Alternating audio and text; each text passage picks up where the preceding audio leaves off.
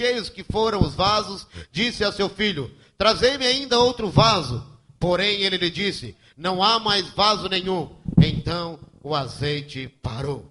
Soberano Deus, eterno Pai, aqui estamos mais uma vez na tua presença, Pai. Sim, como um instrumento para trazer a tua palavra à tua noiva, Senhor. Senhor, começa a operar nesta noite sinais e maravilha, milagres da tua igreja, porque é tu quem faz o milagre, Senhor. Sim, meu Deus e meu Pai, eu quero repreender agora toda a fúria do adversário, todo o levantar das trevas, que venham cair por terra para que o teu nome venha a ser exaltado e glorificado aqui neste lugar. Amém. A igreja quer estar assentados.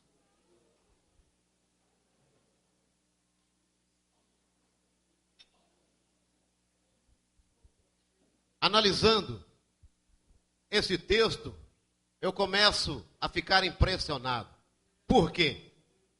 Porque a Bíblia, ela apresenta linguagem figurativa, linguagem simbológica, linguagem tipológica, para nos trazer verdades concretas e reais. E aqui nesse texto não é diferente. Esse texto é um texto impressionante, porque só aqui nesse texto apresenta aqui 5 milagres que o homem de Deus realiza pelo poder de Deus. O primeiro milagre é esse que nós acabamos de ler: o azeite não acabou. O segundo milagre: Sunamita tinha um esposo, já era idoso, e Eliseu lhe disse que ela teria um filho, e no dia certo ela teve o filho. O terceiro milagre: esse menino vem então a falecer. Eliseu ora sobre esse menino, e esse menino é ressuscitado. O quarto milagre: nós sabemos que a farinha na panela resolveu o problema, o que o diabo havia colocado. E o quinto milagre é que era de 20 pães para 100 homens, que foi multiplicado. E aqui nesse texto, eu gosto desse texto porque nós temos que entender qual é a linguagem desse texto, qual é o contexto que esse texto está inserido. Nós sabemos que existe uma matéria na teologia chamada hermenêutica. Para se aplicar uma hermenêutica num texto, o que tem que ser feito? Tem que ser feita uma exegese. Como é que eu faço uma exegese? Existem umas regras básicas para que nós possamos entender, ou seja, para que eu venha saber quem escreveu esse texto. Quando foi escrito esse texto? Por que foi escrito esse texto? Como foi escrito e para quem foi escrito esse texto? A hermenêutica apresenta para que possamos entender a linguagem dela. Só que eu gosto da Bíblia e gosto do querido e amado e companheiro Espírito Santo de Deus. Porque para que nós venhamos a fazer uma exegese de um texto, eu tenho que ter um conhecimento profundo da língua original. Ou seja, do Antigo Testamento na língua hebraica e do Novo Testamento da língua grega. Só que quando eu vou para um texto, muitos estudiosos dizem o seguinte: olha, tem que ver o que esse texto está falando da época, porque é para a época. Só que eu creio na Bíblia diferente. Eu creio na Bíblia que a Bíblia, claro que o autor, quando ele está escrevendo para um povo. Só que nós temos que entender sim o que o autor quer dizer. Só que o mais importante de toda a Bíblia é querer entender o que o Espírito Santo de Deus quer falar comigo e com você através desse texto. E aqui não é diferente.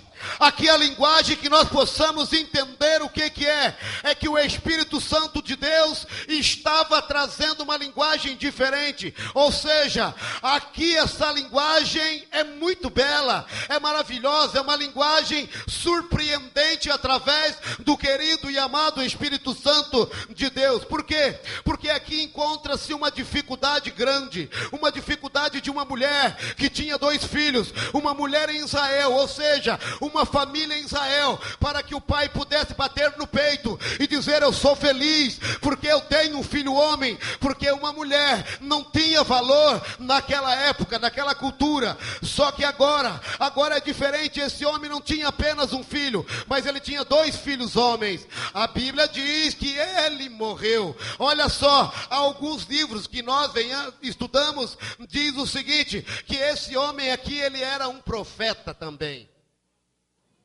E a mulher do profeta, então, agora vai a Eliseu, por quê? Porque quando paramos para analisar esse texto aqui, nós vamos ver que esse credor, ele vai até praticando a lei. Por quê? Porque a lei diz em Deuteronômio, no capítulo 15, do versos 1 ao 18, que se uma pessoa tivesse uma dívida e não pudesse pagar, ela poderia pagar ou com sua própria vida, ou com a vida dos seus filhos. Ou seja, esse credor estava agora tentando colocar a lei, só que a mesma lei também diz que, lá no mesmo capítulo 15, Deuteronômio, no capítulo 15, do 1 ao 18, está dizendo que em extrema necessidade não poderia ser aplicado a lei. E esse homem agora vai então para tomar os credor. O credor vai para tomar os 2 filhos. Essa mulher, ela ficaria desamparada. Essa mulher ficava agora como? Porque se o marido morreu, o filho mais velho é que sustentaria a casa. Se o filho mais velho viesse a morrer, o seu segundo filho é que sustentaria a casa. Só que aqui agora o credor vai tentar tomar os 2 filhos dessa mulher. E aqui eu gosto desse texto, por quê? Porque essa mulher, ela não vai procurar um falso profeta. Essa mulher não vai procurar um cartomante. Essa mulher vai procurar um homem de Deus. Se você quer obter algo de Deus, quando está numa situação complicada, comece a procurar um homem de Deus, porque ele tem a resposta de Deus para a tua vida. Xarabacantaraia.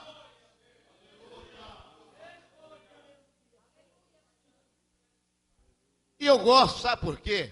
Porque quando nós começamos a ver que lá na lei, quando eu olho para a Bíblia e começo a ver Marcos capítulo 7, verso 13, quando Jesus dizendo ali: vocês invalidam a palavra de Deus pela vossa tradição, que vós mesmos transmitiram. Ou seja, eles valorizavam mais o que eles estavam ouvindo do que a própria lei dizia, a própria palavra de Deus dizia. Jesus repreende eles então. E agora aqui nesse texto, quando eu começo a extrair daqui verdades espirituais, nós vamos ver pela hermenêutica, em cima da exegese, o que esse texto queria nos dizer. Ou o que esse texto foi escrito de que forma. Quando eu começo a ver aqui diz que essa mulher vai até Eliseu. Quando ela está numa situação complicadíssima, ela vai até Eliseu e diz: Eliseu, meu marido, teu servo morreu, e tu sabe que o teu servo temia ao Senhor, e agora veio o credor a querer levar os meus 2 filhos, o que é que eu tenho que fazer, Eliseu? Eliseu diz: o que é que tu tens em casa? Ela diz assim: tua serva não tem nada em casa, senão uma botija de azeite. Ela pensava que não tinha nada em casa, mas ela tinha tudo que uma pessoa poderia ter, que é um pouquinho de reserva do azeite. Por que tu diz isso, pregador? Porque o azeite é que faz a diferença. Não adianta nós estarmos num congresso como esse, mas estarmos faltando azeite. Não vai resolver nada. Mas aqui nesta noite vai descer o azeite de Deus para a tua vida. E aqui então, se você para analisar, quando ela diz: o que é que tu tens em casa? Ela diz: tua serva não tem nada em casa, senão uma botija de azeite. Ele diz: vai, pede para ti vasos emprestados a todos os teus vizinhos, não poucos, e vasos vazios. E vai e encha os vasos do azeite. E essa mulher então agora, quando nós paramos para analisar, e você vai fazer uma exegese aqui, o texto apresenta que o problema aqui neste texto, ou seja, era porque essa mulher estava viúva. Só que quando eu paro para analisar a Bíblia, eu vou para a Bíblia diz em Êxodo, no capítulo 22, versos 22 e 23, dizendo o seguinte: a nenhum